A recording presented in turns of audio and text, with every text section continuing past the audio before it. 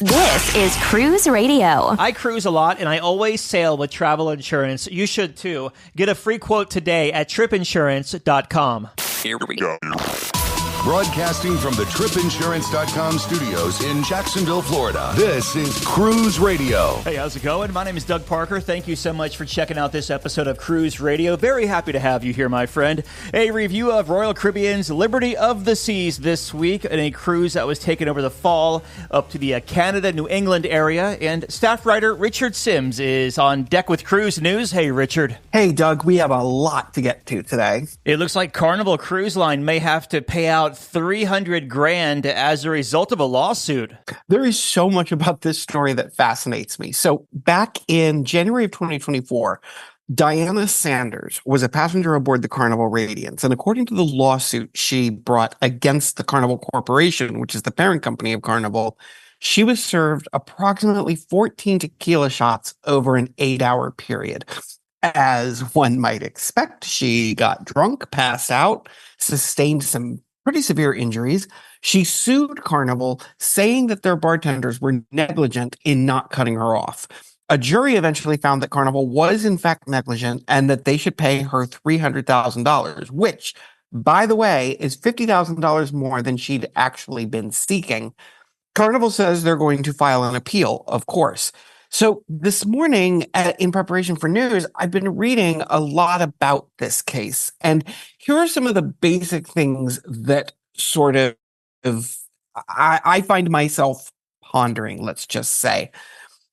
Apparently, one of the issues Carnival tried raising during the proceedings was that the woman couldn't specifically identify which bar she was at or which bartenders served her. Carnival said that as a result, the overservice charge should be dismissed for failure to sufficiently identify a negligent employee. But that I don't get that, because we've all been on ships. We've all been on Carnival ships. She would have had to present a card to drink, whether it was, so that they could keep track of her drinks because she was on a Cheers package. If she wasn't on a Cheers package, it would have been charged to her room. And again, it would, they know where you are drinking. Let's face it. They know everything you do from the moment you get on the ship. So I was really confused by that particular argument attempt. Then there was the fact that Carnival opted not to settle. Even the woman's attorney said that these kind of cases almost never go to trial. Was this some kind of test case for Carnival to see if maybe they should settle less often and take things to court? If so, I'd say that the test failed miserably. And, that's just a guess on my part, because it is unusual for a case like this to go to court, where it's, it is not good publicity to have this case go against them and to have to pay out $300,000. And finally, there's, the whole conversation about personal responsibility. The jury apparently found that Carnival was 60% liable for what happened, and she was 40% liable, which, could also be an interesting thing for Carnival to look at moving forward, as far as, they came close. I assume if it was like 50% or less, then maybe they wouldn't have lost this case. So maybe there's other arguments that they could make. I don't know. I just find the whole thing really incredibly interesting, and will be following, they say they're going to file an appeal, and it'll be something to see how they change their approach in the appeal. But it also makes you wonder if Carnival is playing 4D chess, because they're lawyered up, in-house, for one. But two, everyone is trying to sue. We talk about it almost every week on the show. Someone tripping over confetti. They didn't like the color of the carpet and it made them fall, or tripping over a speaker, what have you. This girl was awarded a $300,000 judgment. Carnival's going to appeal it. It could send a message if Carnival wins that appeal. Right, because we have deep pockets and we can keep this going for as long as we want. Yeah, I agree. That's just my thought. Another legal case here, though. NCL is being made to pay a whole lot of money for the way they handled things during COVID. Yeah, it looks like Norwegian has agreed to pay $2 million, which will apparently be divided up between the attorney generals of 12 different states. This all stems from, as you mentioned, COVID, the pandemic. According to one of the attorney generals involved in the case, customers were getting, and I'm going to directly quote her here, quote, confusing and conflicting information about cruise bookings and cancellations, and they reported that NCL implemented unfair policies regarding future cruise credits and refunds associated with cruises canceled as a result of the COVID-19 pandemic, end quote. It's worth noting that this is part of a much larger settlement, which saw the company issuing more than $3 billion, yes, billion with a B, in refunds and future cruise credits related to these incidents. The ruling also said that moving forward, Norwegian was barred from this cracks me up. Norwegian was barred from creating or distributing sales communications with misleading or deceptive content, which I mean, I would like to think you don't need a court ruling to be told that you have to do that. But, it's kind of the least you could do. They also have been told that they need to have a specific member of the senior management team who is approving any sales communications during any future disaster declarations, meaning that should a problem arise with those communications, this is pretty much the person who the buck will stop with. A lot of this comes from, if you remember, there were reports that at the early stages of COVID, supposedly certain reps were telling would-be passengers, oh, you don't have to worry, COVID can't survive in the tropics, COVID can't survive in the heat, that kind of stuff. And then, of course, there were a lot of issues about people wanting refunds and only being given like future cruise credits and things like that. So it all, obviously it was a really difficult time for the industry and, mistakes were made. And now they are having to pay up as a result of that. And in yet more legal news, a young man has been arrested and charged with the killing of his stepsister aboard the Carnival Horizon. Oh, such a sad case. Listeners will recall that back in November, I believe it was, of last year, a cleaning person found the body of 18-year-old Anna Kepner stuffed under the bed in her stateroom aboard the Carnival Horizon. From the beginning, her stepbrother seemed to be the primary suspect. He has been arrested and is now being charged with first-degree murder as well as aggravated sexual assault. In the wake of this development, members of her family are upset that the young man, who is 16 but will be prosecuted as an adult due to the severity and nature of the crimes, they're upset that he has not, as of this recording, been sort of arrested and thrown in jail, but rather is free and living with a relative while this all plays out.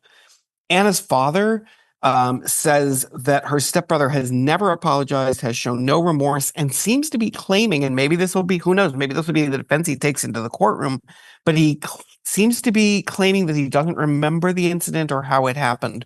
There's no word yet on when the trial will be, but if he's found guilty, the young man could spend the rest of his life behind bars. And as a side note here, I want to issue a little bit of an apology. When I wrote this story the other day and posted it on Facebook, I accidentally identified her as April Kepner and this has been a problem for me since this story first started. April Kepner was a character on Grey's Anatomy, which I have covered for many years. And so when I was writing this story, I only on Facebook, I didn't do it in the actual story, but when I posted it on Facebook, I put April Kepner. Several readers called me out on that, and it's embarrassing, and I apologize to both them and to anyone else who might have been offended by my mistake. And it looks like another cruise line has raised its gratuities, but only on certain sailings.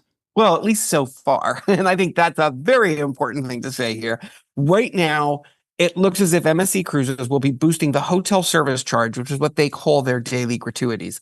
They'll be boosting them on Caribbean and Alaskan sailings. In other words, the most popular ones. Rates are going to go up from $16 to $17 per person per day in standard staterooms. But if you're staying in the yacht club, your daily rate per person per day is going to go from $20 to $23. That's kind of crazy to me, that kind of a jump. I guess they figure if you can afford to stay in the yacht club, you can afford to pay more than everybody else. Guests who are booked or are already booked or are planning to book can avoid this price hike if they pay the gratuities before the date on which the hike goes into effect, which is May 11th. So if you are booked, if you are planning to book, pay off those gratuities right away so that you don't get hit with the increase of that's going to go into effect on May 11th.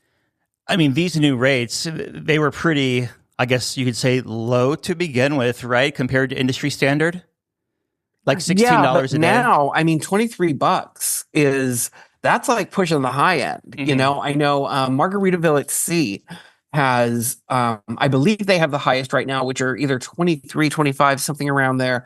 One big difference, I mean, obviously, I'm a big believer you should never, ever, ever remove the daily gratuities. But interestingly, Margaritaville at Sea, you can't. They are not optional. They are part of your bill. You cannot remove them, which be interesting to see if that becomes industry standard, just like it'll be interesting to see whenever one line raises their rates, we always see the others follow suit. So will we get more in the coming days? I believe NCL is 25 a day now for the Haven. So just trailing behind them. So yeah, there we go. I mean, you have four people in a room. Mm-hmm. That's $100 a day that you're adding to the total cost of your sailing. Yeah, there becomes a point where the math doesn't math, right? Well, the person who initially tipped us off to this asked a really good question, and that is a simple one. When does it stop? Well, this week saw some exciting news from the folks over at Holland America line. Yeah, this is pretty big. They're going to be spending about $500,000. That's so cute. $500 million to put 6 of their ships through what they're calling an evolution. It'll see new staterooms added, including, and this is the part that I'm super excited about, as were several other people I talked to who are also solo travelers. They're going to be putting in around, I think, 2023 solo balconies, not just like, interior rooms that they can put solo travelers in and they'll be happy because they don't have to pay a supplement. These are going to be actual balcony staterooms, and that's very exciting. They're clearly leaning into the info that's been out there lately that solo travel is on the rise. Another big change is that these ships will be fitted with the wildly popular Grand Dutch Cafe. The first ship to undergo this transformation is going to be the Amsterdam, which will debut her new look in the fall. Tickets and itineraries for her post renovation sailings will go on sale in May. They'll also be releasing more information about other updates as far as the schedule for the 5 other ships. For those of you keeping track of what the other ships would be, it would be the members of the Vista class, which is the Zuiderdam, Westerdam, and Noordam, as well as the signature class ships, which are New Amsterdam and Eurodam. So they will all be undergoing this transformation, but it's going to be a process over the next few years, and we'll have to wait and see.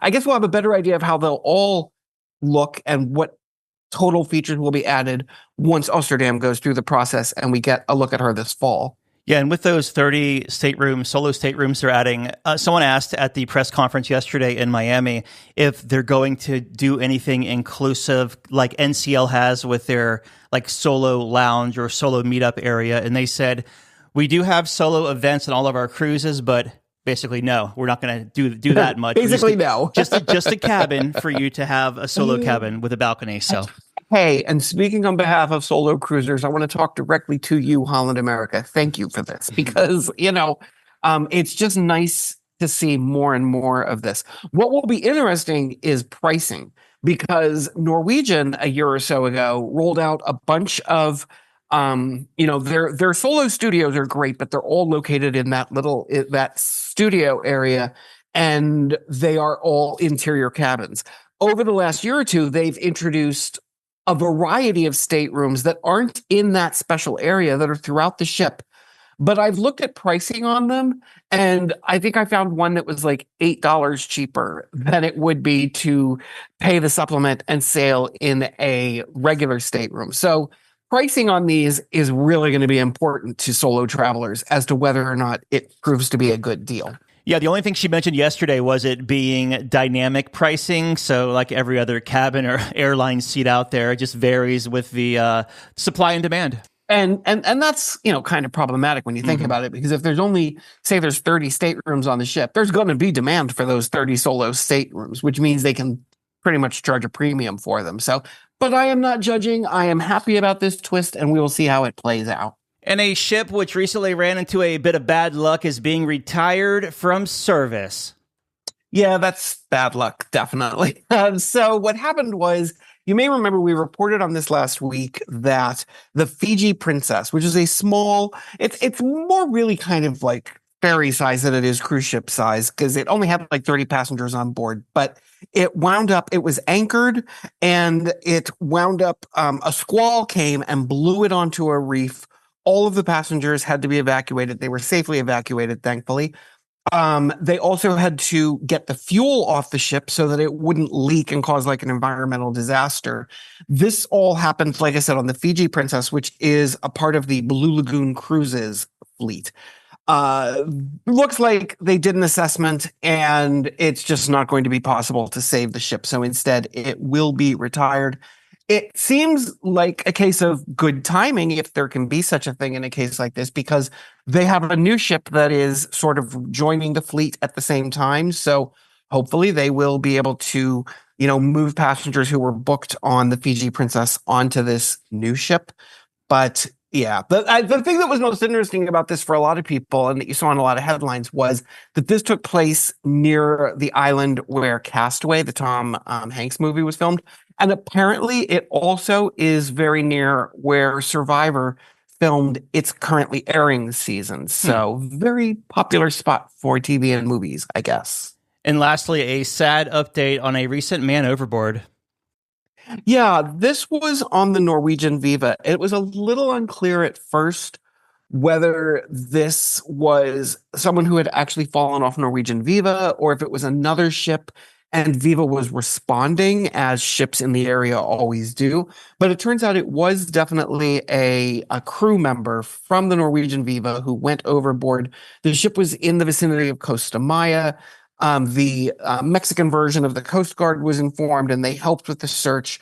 Unfortunately, the person was not found. The search has been called off, and the person is still missing. And as is usually the case in situations like this, they are presumed dead. Sad story. Yeah, and I do want to reiterate, too, because we found out about this from our tip line. So if you're ever sailing or ever come across news and you want to send it on to us, it's tips@cruiseradio.net. Or if you go to our website, Cruise Radio, and just click on report a tip, you can fill the form out there. Everyone's anonymous, so you don't have to worry about that. But tips@cruiseradio.net. Love to get your tips for the next episode of Cruise Radio. And we'll close it out with a listener question from Sally. She asked, how do I know if I have casino offers from the cruise line and what they are? Do I need to call? Is it an email, or will they show up online? That's a really good question. And, really, I don't have a single answer for you, to be honest. It can depend on the cruise line.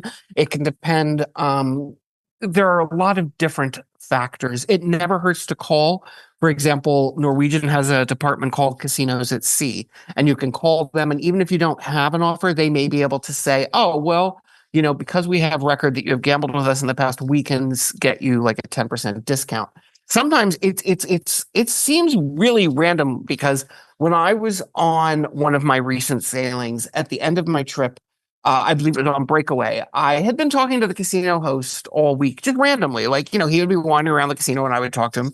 And at the end of the week, he said, oh, come over here. Let's take a look at your gambling this week. And we did. And he said, yeah, you know what? I can swing you a free cruise based on your gambling. And so he gave me the certificate. I really was not convinced it was real, to be quite honest. But yes, I'm going on Norwegian Agua in August as a result of having, just kind of like talked to the casino host. You can also call, you can shoot an email to the various departments. Sometimes when you get home from a trip, like Doug, I think you've experienced this.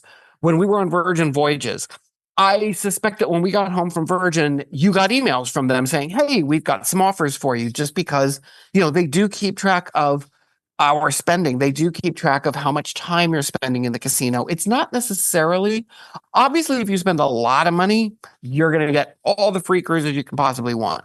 But if you're a medium to average gambler, sometimes even a low gambler, if it really has a lot to do with how much time you're spending, how much you're putting in. And when I say putting in, I mean cycling through. For example, on a lot of cruise lines, if you put $100 in and you happen to be playing on a machine where you get 4 or 5 hours worth of play, and you're just, you end up sort of cycling through several $100s, even though you only put $100 in, that all can help when it comes to getting a offer from the casino. The other thing I'm going to say is remember, and it's a little late for this year, but remember, if you are a casino gambler, get in touch with the various casinos that you gamble in, whether they are online whether they are at sea or on land, and get your win-loss statement, because you can use that on your taxes. And a lot of people don't realize that, or simply forget, because it's a very easy thing to forget. So, I wish I had told you this a week ago when we still had time to deal with our taxes, but as we record this, it is tax day, so it's a little late. But make a mental note, and next year get your win-loss statements. Well, unless you did an extension, right? Yeah, that's true. That's true. All right, staff writer Richard Sims, as always, thank you so much. Glad to be here.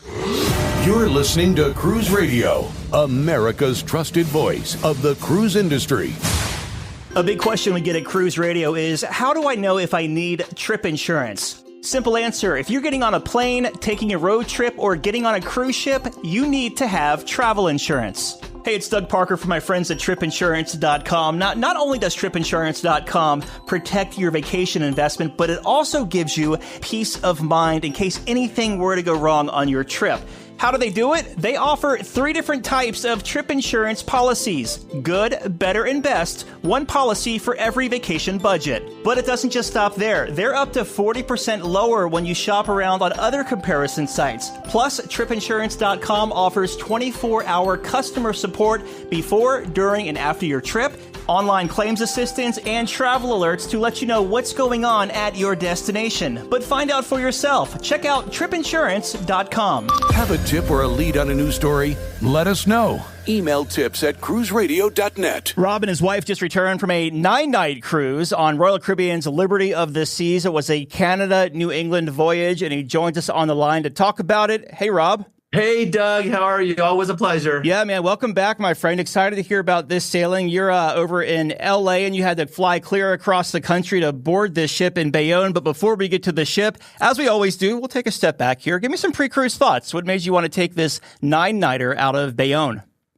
Well, I tell you, this is something I booked 2 years before the cruise. So let's see, cruise is 2024. So I booked this in 2022, and it was towards the end of the whole pandemic pricing. And, during pandemic, we had all those like crazy prices. Some of these were like dirt cheap. They're trying to give away cruises for a while.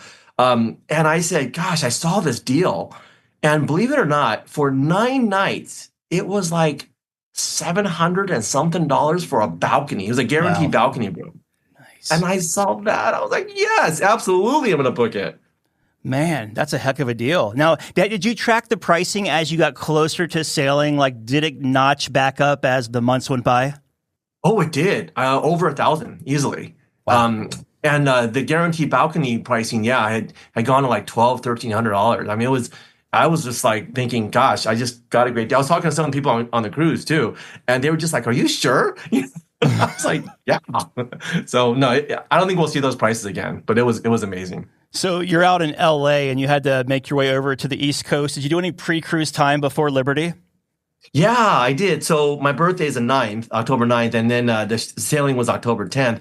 So I told my wife, I said, we don't go to New York that often, and so I said, I want to take actually my birthday, not to be on the plane, but to actually be in New York. So we went a day earlier, and actually, well, I would say a day earlier. We got there morning, took a red-eye flight on the 8th, and got there, like 5 a.m, New York time, and we were able to spend the whole day in New York. And nice. One of the things I wanted to do was I wanted to watch this play called McNeil. It was Robert Downey Jr., Iron Man, was in this play, and it was like the first time he was back on Broadway for a while. And so I wanted to see that. So we ended up booking that play, And we just spent a really nice day walking around New York, eating and enjoying the day and watch the play and, kind of relax before we, head on to the cruise the next day.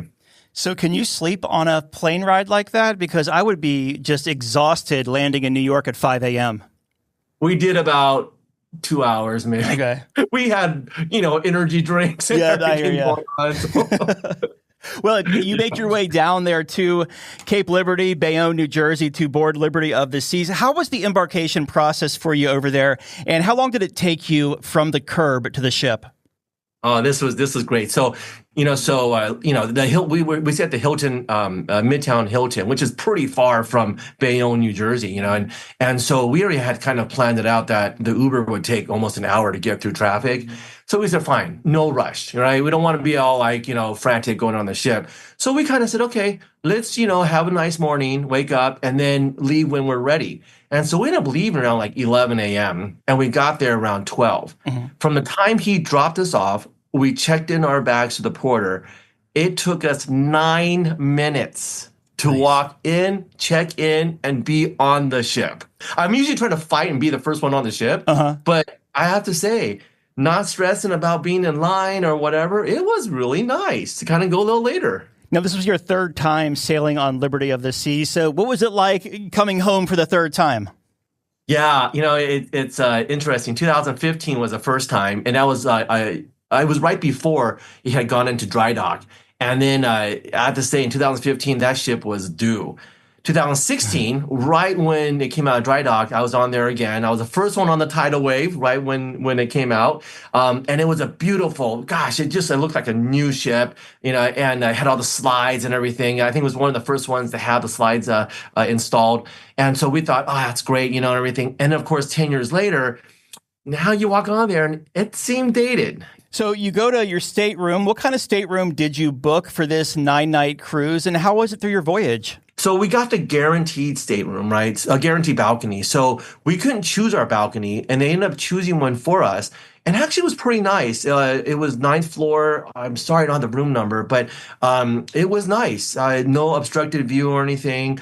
It was towards the front of the ship, so we did feel, a little bit of rocking towards the front. But other than that, it was a nice balcony room. So not too bad. Now, you mentioned that the ship was dated. Was it lacking like plugs and stuff as well? Yeah, no, there was no USB at all. Of course, no, USB-C. It was just regular plugs. And even then, it was just, I think there was only like 2 or 3 plugs around. There weren't that many plugs at all. And so, yeah, I did bring it. I bought one of those international plugs, a little block that has like the USB-C and the USB, chargers on there. Yep. Which that was helpful. That was really good. Yeah, that could be a lifesaver for sure. Let's talk about the food on this voyage. We'll start at the top at the Windjammer Marketplace. What did you think of the food selections in there over the 9 days? And did it ever get or feel too crowded for you? That's one thing they did a great job with on this ship. And honestly, Royal in general, they do a good job with their Windjammer layout. Is that, although there's a ton of people in there, it actually didn't feel that full at all. There was always a place to sit, and you may not get the best seating, the one that you want by the window or something, but you can always find a seat. And the food itself, the quality, very good. Windjammer, they do a really good job in choices and quality. They've got great Indian food on there, which it's surprising me that more ships don't do Indian food. And I think most of the chefs probably are from India. I think so. It's just amazing food, absolutely amazing food in the Windjammer. How about the main dining room? What time dining did you have, and what did you think of it? Well, we actually we had the my time dining, which went very smoothly. But we actually also got a 3-night package for the specialty dining. We didn't want to get the main dining because it's a 9-night, right? So we figured we didn't want to do main dining every night, nor did we want to do the all you can eat what's it called? Specialty dining, right? We didn't want to do it either. So we kind of mixed it up. The main dining was good. I think that they can improve there on some of their dishes.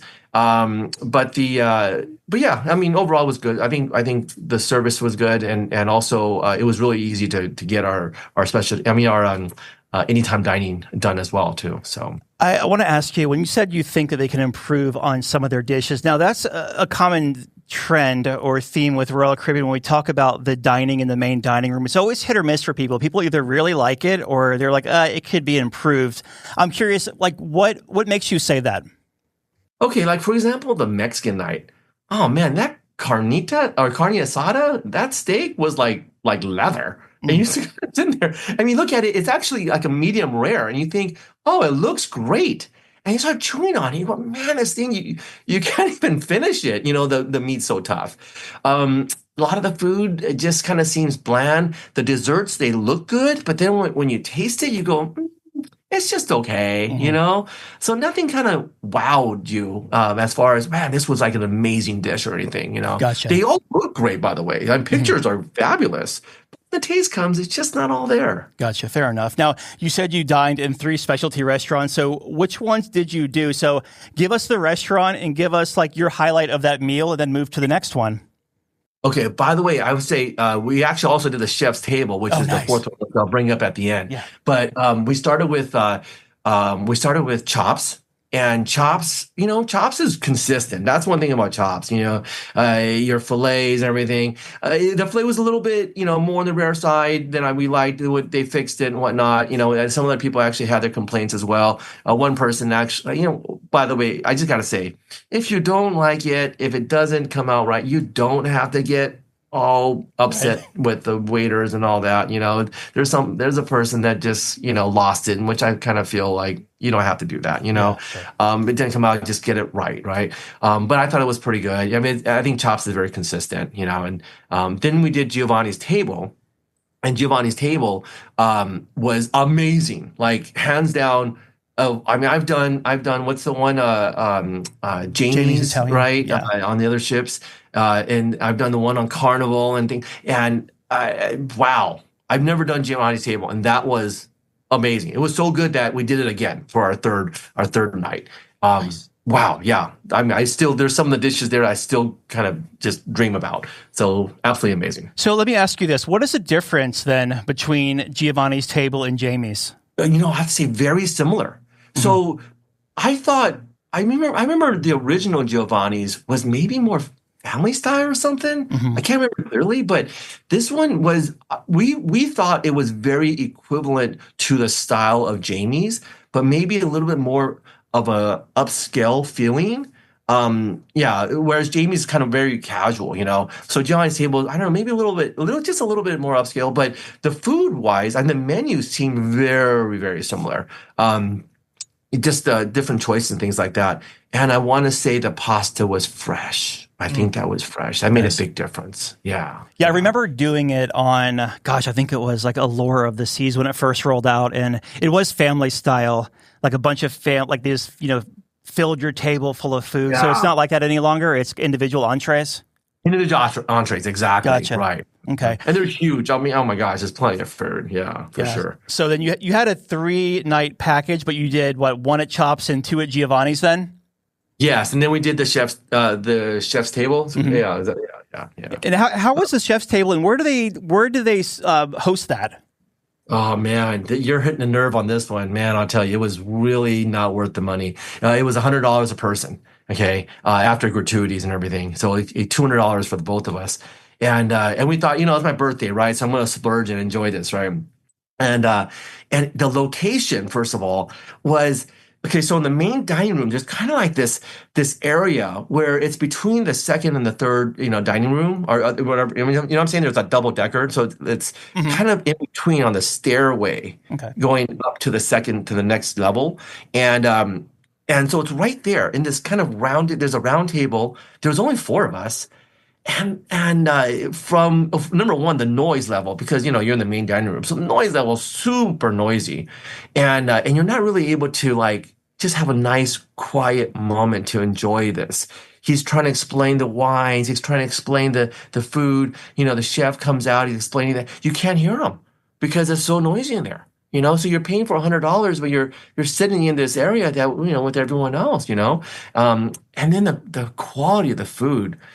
Ah, wow. It came out the filet, and it was just like everything was just mediocre. I mean, for $100 each, you would expect it to really wow you. And the couple that we were with, they felt the same way. They said, "Man, this is just okay," So yeah, yeah, not happy about that. Not happy. I won't do it again. I did it on Carnival. Carnival was amazing.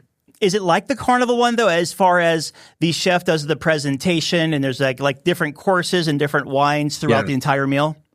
Exactly. But on the Carnival, we did it at the on the Panorama, and it had its own room, and it was just so nice and intimate. That's the word I would use, intimate. This was absolutely not intimate. It was rowdy, if anything. So yeah. All right. So then any other do they have the Sorrentos or anything, or the Park Cafe down there? It had Sorrentos, I had a pizza just, for research, just so I can tell you that it was just mediocre, Fair enough. Yeah, and not once again, I hate to compare with other ship lines, but what can we do, right? We can only do that, and definitely it's hard to compare to the Carnival ship. So let's talk about the entertainment on board this 9-night cruise. How did it stack up for y'all? Okay. Oh. I had to say, I remember in 2016 we did Saturday Night Fever, okay, and I remember saying, "Oh, it was just okay," But then 10 years later we said, "Okay, let's do it again," and I guess it just depends on the cast. But this cast, wow, they were amazing. Like I was just going like this. Oh, this was like Broadway level. They were so good. I mean, especially compared to 2016 when we were on this one, wow, knocked it out of the park. And it turned out that this cruise was their last cruise together. So I don't know if they kind of upped it, or something. But man, amazing, absolutely amazing. Yeah, that's awesome. So outside of like the theater shows, how about music around the ship or any kind of trivia, comedians or such? We did a magic show, which ironically, it was 2016. It was the same magician. Well, actually, we're like, oh my gosh, like why do we know this guy? And my wife's like, yeah, this was the guy that we saw last time we were on the ship. Totally good and great show and everything, but it just happened that he came back on this ship, and so I forgot his name, but his face we couldn't forget it, and for sure it was him. Yeah, and then we end up watching. I love jazz, so they had a jazz night, and the great thing was that they had the performers from Saturday Night Fever go on onto the stage during the jazz playing. And there's a name for this, and my daughter mentioned, I totally forgot. It's just how how they kind of go in and kind of sing, and they kind of like banter with each other during the jazz playing. Yeah, it was totally cool, and they did a great job. So they would switch like a female singer would come in with a guy, and then maybe the female would leave, and another female would come in, another guy would come. They would just kind of switch off, and oh, absolutely amazing. I love jazz music, and that was really fun. Sounds like you had a great entertainment lineup on this cruise. Do you do trivia or anything? We do, but we're terrible, so we don't. Gotcha. Let's talk about the sea days as far as crowds and congestion. How did those stack up on your 9-nighter?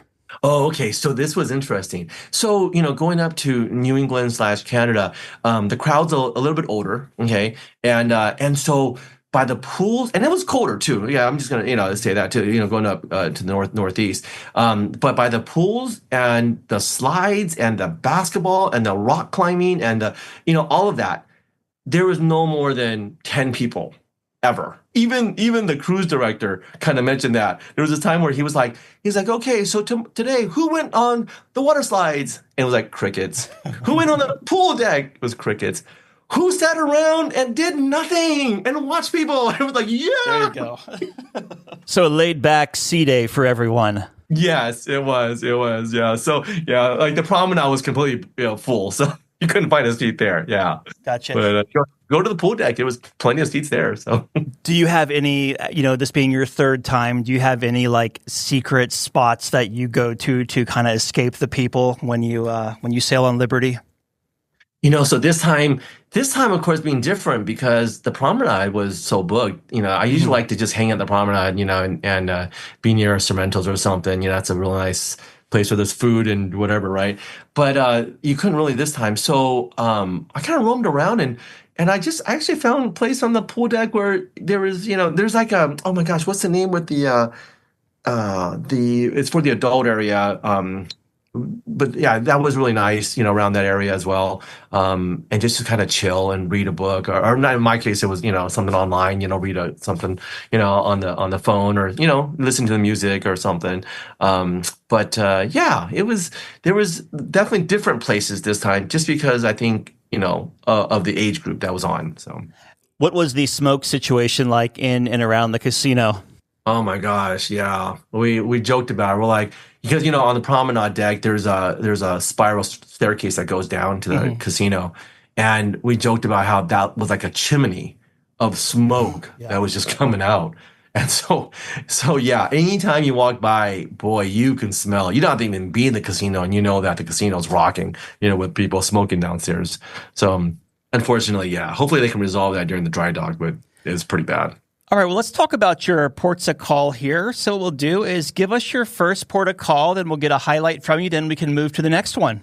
Let's see. The first port of call was Boston. And so Boston was interesting. We've been to Boston before. And so we've done the whole, all of the different tours and all that, the touristy things. So my wife and I were saying, let's do something that we didn't do last time. So we got off the ship and we went to find the Omni Hotel, which has the original Boston cream pie. But we've never had the original from the Omni Hotel, which is, they created the Boston cream pie.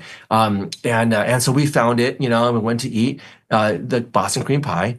And we have to say, we both of us agreed, it was delicious. If you ever get a chance to go to the Omni and get the original Boston cream pie, it's just creamier, and it's actually really small. It's probably the size of, I don't know, like a Coke can. It's kind of like a slightly round, cylinder-shaped Boston cream pie. But it was just melt in your mouth, delicious. Oh, it was just wonderful. Where the cruise ship docks, is it walkable if you want to check out the city, maybe go stop by the Omni or the waterfront? Yeah, I mean, depends on your I guess your health, right? Sure. And I would say, it's about probably less than a mile walk there and back. So if you're able to walk it, then great. If not, come outside and get an Uber, and they'll take you there. It's pretty simple. Awesome. So after Boston, what was up next? Oh, actually, my second thing in Boston, which I want to bring up, was right by the port. If you're in a pickleball, there's a pickleball court, that you pay I think it was like $10 for a couple of hours. And I ended up going there because I started playing pickleball. I'm not that great, right? I figured, hey, it's kind of cool thing I've never done before, and so we ended up going there. And there was a threesome of guys playing, and I just said, "Hey guys, you'd be interested in having a foursome playing, right?" And they were like, "Yeah, sure." So I joined them playing pickleball for a couple hours. So you don't always have to do the things that everyone else does, right? Yeah. So if you see something you like, go and do it. Absolutely. So, and then did that wrap your time up in Boston? It did. Yeah, our next stop was Portland. And how was that? Portland was great. It was Sunday, and so we've never done this before, but we thought about it, it'd be kind of neat to attend church somewhere outside of our home church here in LA. We said, let's go and find a local church by the port and attend church on Sunday. I mean, just because it's you're on a cruise, it doesn't mean you're that God disappears, right? So sure. We ended up going to church in Portland. It was it's called Maceo Day Church. And it was a walking distance from the port. It actually started raining, so we did grab an Uber because it started raining. But really, if it wasn't raining, it was totally walkable. And we attended this small little church that was probably like 50 people, and we couldn't hide, so they all knew that we weren't locals, and it was great. Family there and everything, and they ended up telling us that they actually do get a lot of cruise people who attend their churches on Sundays, when they dock. So that was kind of neat to hear too. So yeah.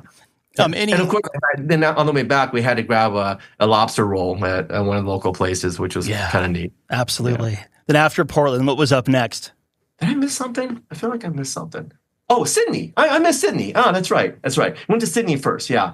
Yeah. I went to Sydney. And then, so Sydney, my wife booked, my wife, Dawn, she's great at finding these deals and these, different excursions outside of, the cruise line.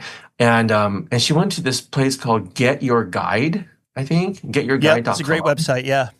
Yeah, yeah. And then and they took us around town, went up to the Highland Village and then the Bell Museum and wow, that was a great time. It was absolutely a great time. Yeah. Yeah, Get Your Guide it's mostly, well, they do a lot of tours nowadays, but it started as just like locals showing you around the city, right? Like people who actually live there. Is that what you had? Yeah, we did. And the local, she actually was like, "Oh, I live down this street right here," which was really neat. It was really Yeah. neat. She knew everything. It was so cool. And then after Sydney, what did you do? After Sydney, we ended up going to Halifax. Now, Halifax, we didn't get a tour. We ended up wanting just to hike up to the fort up in Halifax. And the fort was the reason why I want to go there because there's 4 points that Britain had used for, I guess, military, locations. And I had been to Gibraltar on the cruise during summer, and then I've been to oh my gosh, what's the other one? It's Bermuda. That's right, Bermuda. And I wanted to hit Halifax because that's the other fort. And then the last one is Portsmouth. There was a four locations they used for military strategic military locations, and so the fort was one of them. And so it was great. So I went up to the fort, walked up there, and just did a self tour, walked around. They shoot the cannon off at noon. Which was amazing and also deafening at the same time. And after that, we walked down and we found a nice Irish pub and had some local foods and had a beer and ended up walking back to the ship. So that was real simple and relaxing day. Yeah, Halifax has such amazing history linked to it. Everything from the Titanic rescue in 1912 and that crazy explosion that happened in, I think it was 1917. And then, of course, you have the Citadel, which was long time before that, but just like seeped in history, the whole city is, the whole town. Exactly. That's the Citadel. I'm sorry. Yeah. That's the name. You're right. The fort. You're right. There's so much history there. We didn't get to make it to the Titanic because it was a little further. You really couldn't walk there. Mm-hmm. But the Citadel was absolutely able to walk there, and that was really neat. So you did Boston, Portland, Sydney, Halifax. Any other ports? Yes, and the last one was St. John. Nice. And St. John, have you been there? I have a few times. I love it. Yeah. I've never been there. First time there. Love the city. Absolutely love the city. And once again, my wife, she found through Viator a tour of the Bay of Fundy. Mm-hmm, that's it. Oh, yeah. That whole tide up and down, it was just absolutely cool. One thing is interesting is we couldn't leave. The ship couldn't leave until the high tide came in and lifted the ship up high enough for us to sail away. And so we didn't leave St. John until, I want to say it was like 9 p.m. or 10 p.m. It was pretty late. The Bay of Fundy is certainly a must there. Yes. Walking on that beach, knowing that in a couple hours, this is going to be completely full of water was really cool. Leaving St. John, heading south to Jersey? Yeah. Oh, yeah. Just leave St. John, and it was a sea day, and then back, unfortunately, back home. Yeah. So it's time to debark Liberty of the Seas. How was the debark process for you? Once again, pretty smooth. And I want to say it's because we weren't stressed. Our flight was, I think, at 2 p.m., and so we weren't, eager to get off too early. And so we kind of just waited till the crowds kind of died down and they were about to kick us off the ship, and it was okay. Oh, time to move down and grab our bags, and probably took maybe 20 minutes or so from the time we started walking down to the time we got our bags and we made it out to the front. And we ended up grabbing a lift from the cruise port to the airport. It was pretty smooth. Did you fly out of Newark or did you go to a New York airport? We did Newark, and knowing that it was closer to the cruise port. And of course, if we were going to stay in New York for another day or two, it would have been better to maybe get off at JFK or something like that. But yeah, knowing that we were going to go home, we ended up just doing Newark. Any first-time tips to offer someone either sailing a Canada, New England itinerary or Liberty of the Seas?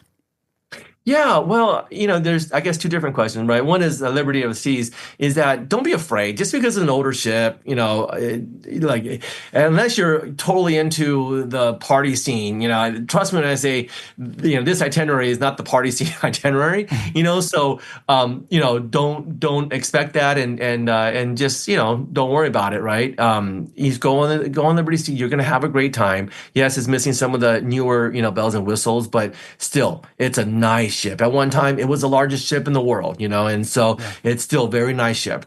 And as far as going on this itinerary, I would say it's cold. Bring your jackets and stuff. There's times where you're literally, we almost had to buy something because we got off the ship and didn't expect it to be so so cold. But it's beautiful. You have to do it. It's the leaves and whatnot. They call it the fall leaves tour. And yes, absolutely beautiful. The northeastern area in Canada, and just.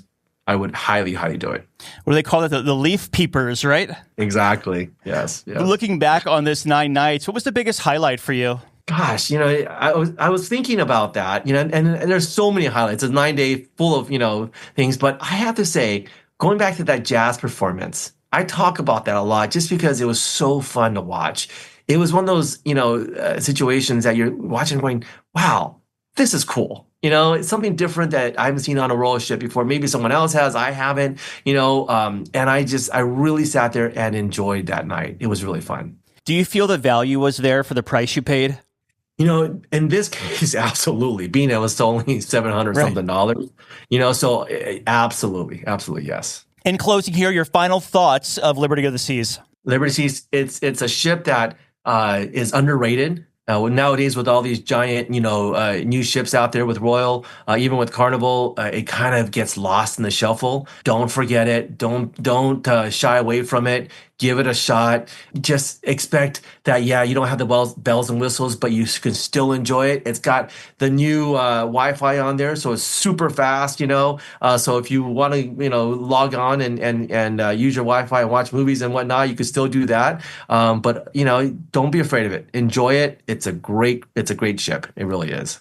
We've been talking with Rob about his 9-night sailing on Liberty of the Seas to the Canada, New England region. Rob, as always, good talking to you, my friend, and thank you so much for stopping by. Thank you, Doug. Looking forward to the next time. All right, Dougie, let's see what we got for you, buddy. Cruise Radio is produced at the tripinsurance.com studios in Jacksonville, Florida. Get cruise news, ship reviews, and money-saving tips every Thursday on Cruise Radio. If you've enjoyed this episode, please subscribe to the show. If you want to help spread the word, give Cruise Radio a 5-star review. Find Cruise Radio where you listen to your favorite podcast or online at cruiseradio.net. I'm your announcer,